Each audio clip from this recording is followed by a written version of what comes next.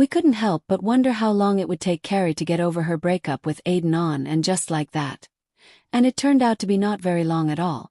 Hello everyone, welcome to my channel. Please subscribe and keep watching for more details.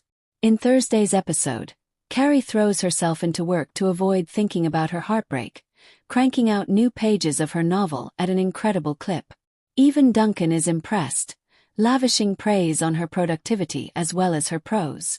But he knows enough to ask what her book would look like if Aiden was still there. Carrie says she doesn't know the answer to that, but she knows she'd be a lot further behind. Carrie raves to Seema about her creative connection with Duncan, and during another writing session, Duncan helps Carrie with her faulty printer and gawks at her closet full of designer dresses and shoes. He also mentions he has to attend a stuffy publishing party, and he invites Carrie to come with him. Carrie hesitates, but she eventually says yes, and Charlotte notices that she's picked out a particularly fancy frock for the party. Carrie confesses that she doesn't want to get any closer to Duncan, if only because she had a fight with Miranda about the very idea of it a few weeks back. Charlotte's response: F.K. Miranda. Hey, when Charlotte says the F word, that gets our attention.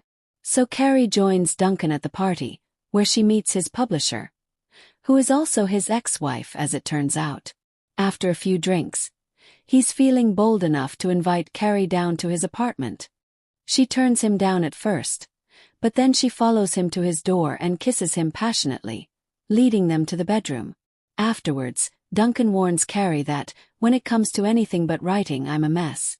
But the biographer admits that he's enjoyed being completely preoccupied with someone living rather than someone deceased.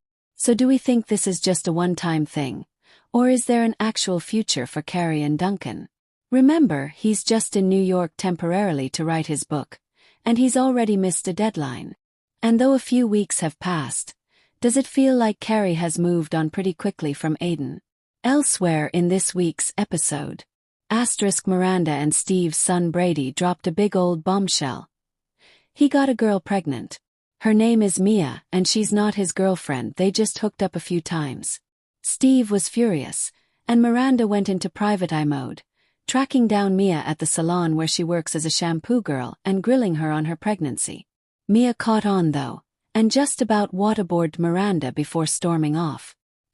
Charlotte was still reeling from Harry's cancer diagnosis, so she sought the help of an energy healer. Hi, Susie Essman. But their Zoom sessions kept getting interrupted.